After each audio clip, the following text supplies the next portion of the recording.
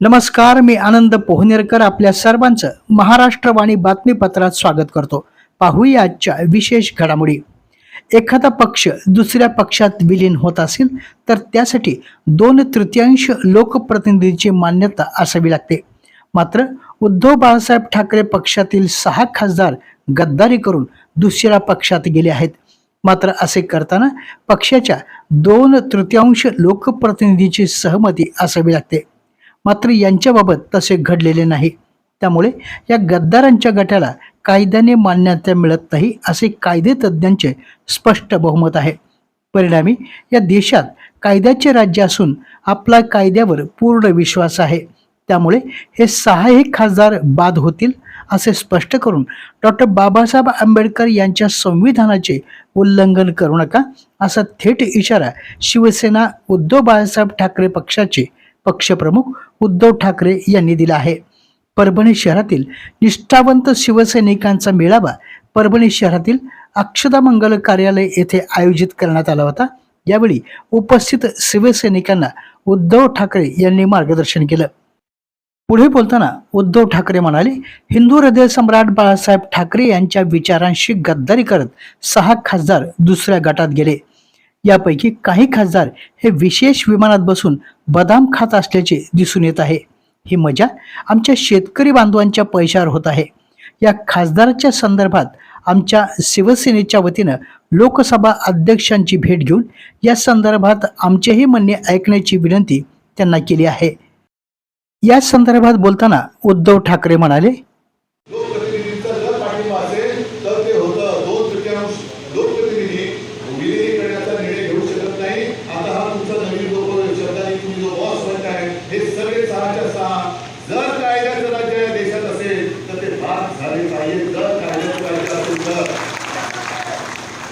आणि कायद्याचं राज्य नसेल पण मला अजूनही लोकसभा अध्यक्षांवरती विश्वास आहे. कारण शेवटी तुम्ही कायदा पाळला नाही तर जनतेला सांगू शकणार नाही तुम्ही कायदा पाळला म्हणून. सुरुवात वरून व्हायला पाहिजे. लोकसभा अध्यक्षांनी कायदा पाळला नाही. हे डॉक्टर बाबासाहेब आंबेडकर यांनी आपल्याला घटना दिलेली, जी घटना दिली त्या घटनेनुसार जे योग्य आहे ते योग्य करण्याचा अधिकार हा लोकसभा अध्यक्षांनी दिलाय. पुढे बोलताना उद्धव ठाकरे म्हणाले, परभणी जिल्ह्यात ज्या ज्या खासदारांना शिवसेनेनं मोठं केलं त्या सर्वांनी शिवसेनेसोबत गद्दारी केली. ज्यांना 2 वेळा आमदार आणि 3 वेळा खासदार केलं अशा बंडू जाधवने देखील हीच प्रथा कायम ठेवली. त्यामुळे आता अशा गद्दारांना त्यांची जागा दाखवण्याचं काम शिवसैनिकांनी करावं. परभणी जिल्ह्यातील शिवसैनिकाची ताकद काय आहे हे दाखवण्याची संधी आता आपल्याला मिळालेली आहे. त्यामुळं येणाऱ्या 2029च्या निवडणुकीमध्ये परभणी जिल्ह्यातील 4ही आमदार हे शिवसेनेचे असतील. यासाठी आत्तापासून कामाला लागण्याचं आवाहन त्यांनी केलं. आपल्या पक्षाचे चिन्ह हे मशाल आहे. त्यामुळे या मशाली गद्दारांच्या विरोधात पेटल्या पाहिजेत असं सांगून आपण मला जो आसूड दिला आहे तो आसूड या गद्दारांवर ओढण्याचं काम शिवसैनिकांनी करण्याचं आवाहन ठाकरे यांनी यावेळी केलं. यावेळी बोलताना शिवसेनेचे खासदार संजय राऊत यांनी आपल्या भाषणात खासदार बंडू जाधव यांचा खरपूस समाचार घेतला. विकासाच्या नावाखाली बंडू जाधव हे दुसऱ्या पक्षात गेले. आगामी काळात ते परभणी जिल्ह्याचा स्वित्झर्लंड करणार की काय असा सवाल करून राऊत म्हणाले, हिंदू हृदय सम्राट बाळासाहेब ठाकरे यांनी आपल्यासाठी आदेश दिला आहे. गद्दार दिसला की त्याला तुडवायचे. परभणीतील शिवसैनिक हे देखील हा आदेश पाळतीलच. कुणी आले कुणी गेले तरी परभणी ही शिवसैनिकांची आहे आणि राहील. त्यामुळे कोणी चिंता करण्याची आवश्यकता नाही. आगामी काळात संपूर्ण महाराष्ट्र ताब्यात घेऊ असा विश्वास त्यांनी यावेळी व्यक्त केला. यावेळी बोलताना ते म्हणाले, परभणीला गद्दारांच्या विरोधामध्ये जो एल्गार केला, या परभणीमध्ये एकही गद्दार इतक्या वर्षात टिकला नाही.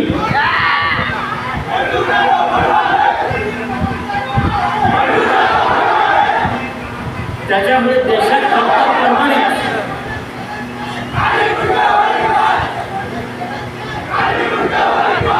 अरे ते मुंडक्याचं बघू काय करायचं आपण. ते मुंडक काय राहत नाही. या परभणीमध्ये बंडू आले आणि गेले.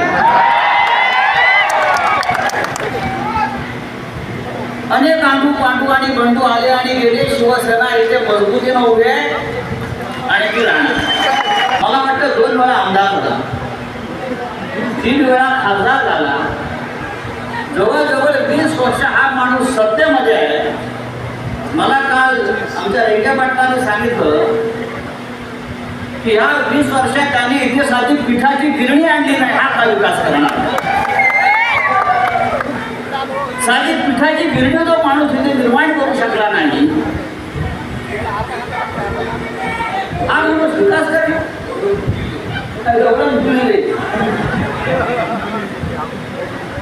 अरे त्या भारतीय जनता पक्षाला आणि नरेंद्र मोदीला 12 वर्ष विकास सापडला नाही, तुम्हाला काय सापडणार?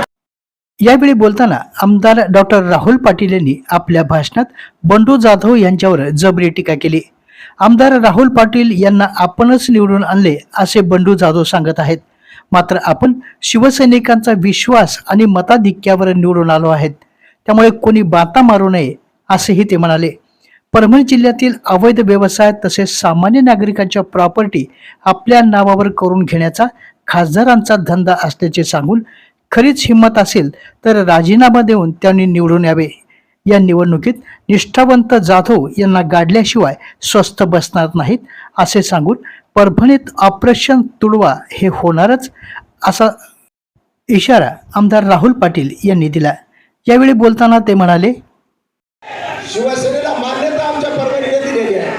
शिवसैनिकांना आतंक असं प्रेम ठाकरे कुटुंबावर केलेलं आहे. सातत्यानं म्हणतात की आम्हाला बोलवून येते, आम्हाला बोलवून येते. त्याचं कारण एक आहे की तुमच्या मनामध्ये स्वार्थ आहे. म्हणून माझी तुम्हाला विनंती आहे की तुम्ही सुद्धा कोणी त्याच्या भूलथापेला बळी नाही पडलं पाहिजे. जाता जाता म्हणाले की जर कोणी आमच्या अंगावर आलं तर आम्ही शिंगावर घेऊ. अरे यांचे शिंग उपटून जर खुपसले नाही तर राहुल पाटील नाही. त्यांना 2दा आमदार केलं, 3दा खासदार केलं. या देशाच्या सर्वोच्च सभागृहामध्ये घेऊन पोहोचायचं काम उद्धव साहेबांनी केलं. जिथे 150 कोटी जनता देशामध्ये राहतात साहेब, त्यामध्ये 543 लोकांचा सहभागी लागतं की ते लोकसभेत जातात. आणि अशा माणसाला साहेबांनी 3-3दा लोकसभेत पाठवल्यानंतर सुद्धा हा माणूस गद्दार होता. म्हणजे माणूस कोण आहे तुम्ही लक्षात घेतलं पाहिजे. आणि जाता जाता आम्हाला आणि उद्धव साहेबांना सांगतो की उद्धव साहेबांनी असं केलं पाहिजे होतं, उद्धव साहेबांनी तसं केलं पाहिजे. अरे तुम्ही चोरी केली, तुमच्या मनामध्ये पाप आहे, तुम्ही चोर असल्यामुळे तुम्ही अशा प्रकारचं पांघरून घालण्याचं काम स्वतःवर करत आहात. आणि जाता जाता म्हणले या राहुल पाटलाला 2014 साली मी आमदार केलं. 2014 साली माझ्यासोबत 35 लोकांचा इंटरव्ह्यू साहेबांनी घेतला. 35 लोकांमध्ये माझी निवड केली. आणि मला आमदार कोणी केला असेल तर या सर्वसामान्य शिवसैनिकांनी उद्धव साहेबांनी. अरे तुम्ही 2014 साली विधानसभेतून पळून गेले. ज्यावेळेस तुम्हाला माहित होतं की विधानसभेमध्ये सरकार येणार आहे, तुम्ही मंत्री बनणार आहेत, पण तुम्हाला माहित होतं तुम्ही निवडून येत नाही म्हणून तुम्ही वर गेले. 2019ला मला म्हणजे राहुल पाटलांना माझ्या विरोधात काम. 2019ला तुम्हाला माहिती सुरेश नागरे सारखा भूत माझ्या विरोधात उभा केला. एक अपक्ष उमेदवार उभा केला ट्रॅक्टर घेऊन. त्या ट्रॅक्टर मध्ये डिझेल टाकायचं काम कुणी केलं तुम्हाला सांगा? डिझेल टाकायचं काम कुणी केलं? आणि त्याला पंक्चर कुणी केलं ट्रॅक्टरला? 2024ला सुद्धा अल्पसंख्याक उमेदवार आमचे महापौर बसलेले दारोदारी फिरले. 2014 साली एखादा अल्पसंख्याकचा मजबूत उमेदवार मिळतंय का राहुल पाटलाला पाडायला? म्हणजे कोणची निवडणूक यांनी आपल्यासाठी सोपी केली ना. सातत्यानं स्वतःच्या स्वार्थासाठी राजकारण करणारे माणसं, ज्यांनी मताला विकलं, ज्यांनी पक्षाला विकलं, याच्यावर तुम्ही विश्वास ठेवणार आहेत का सांगा मला?